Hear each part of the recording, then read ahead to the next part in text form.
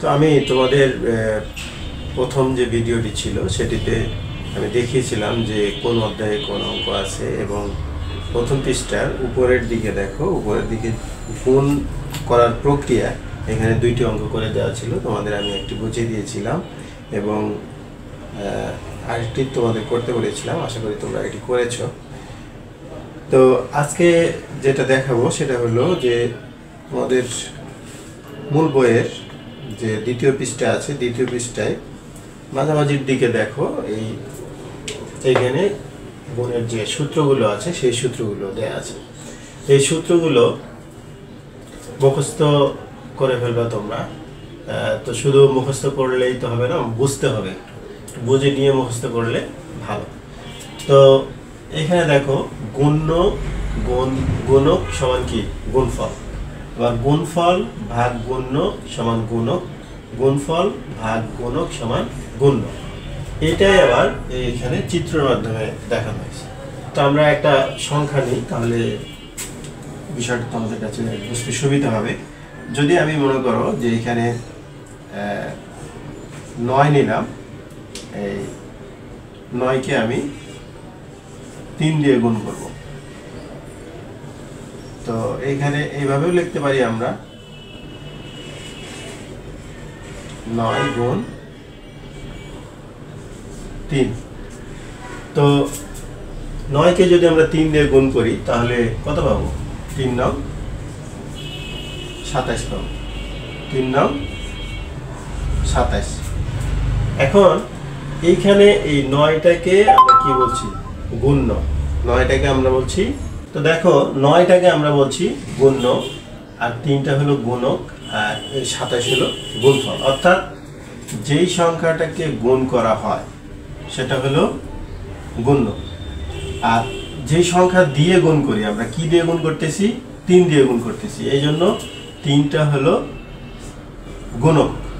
আর এই দুইটা গুণ করে, অর্থাৎ গুণ্য আর গুণক গুণ করে যে ফলটা পাওয়া যায় সেটা হলো গুণফল। সুতরাং এটা হলো গুণফল। এখন যদি আমরা এটা প্রথম সূত্রটা এখানে দেখলাম যে 9কে 3 দিয়ে গুণ করে আমরা 27 পেলাম। তো এখন তোমাদের কাছে মনে হইতে পারে যে গুণের সূত্রের মধ্যে আবার ভাগ কেন? তো এখানে দেখো যে গুণফল, এইখানে যেহেতু 9 দিয়ে গুণ করেছি, এটাকে 9কে 3 দিয়ে গুণ করে 27 পেয়েছি। তো এই সূত্রটা কিভাবে হয় দেখো, এইখানে যদি আমরা গুণফল কত ছিল? 27। এই গুণফল 27 ভাগ গুণ্য, তাহলে এখানে গুণ্য কোনটা? আমরা গুণ্য পেয়েছিলাম 9, গুণ্য পেয়েছিলাম কি 9। তাহলে এই 9 যদি গুণ্য দেই, তাহলে এই 27কে যদি 9 দিয়ে ভাগ করি তাহলে কত পাবো? 3 9 27, অর্থাৎ 3। তাহলে গুণফলকে গুণ্য দিয়ে যদি আমরা ভাগ করি তাহলে কি পাবো? গুণক। এই দেখো গুণক যেটা বেরোচ্ছে, অর্থাৎ যে সংখ্যাটা দিয়ে আমরা গুণ করি সেটা হচ্ছে গুণক, আর যেটা যাকে গুণ করব সেটা হলো গুণ্য।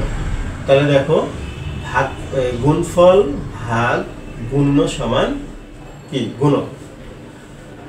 এরপরে এখানে দেখো গুণফল ভাগ গুণক,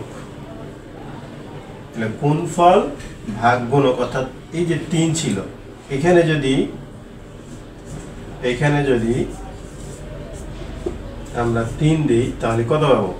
27কে 3 দিয়ে ভাগ করলে 3 9 27, তাহলে 9 পাবো। অর্থাৎ এইখানে গুণফলকে গুণক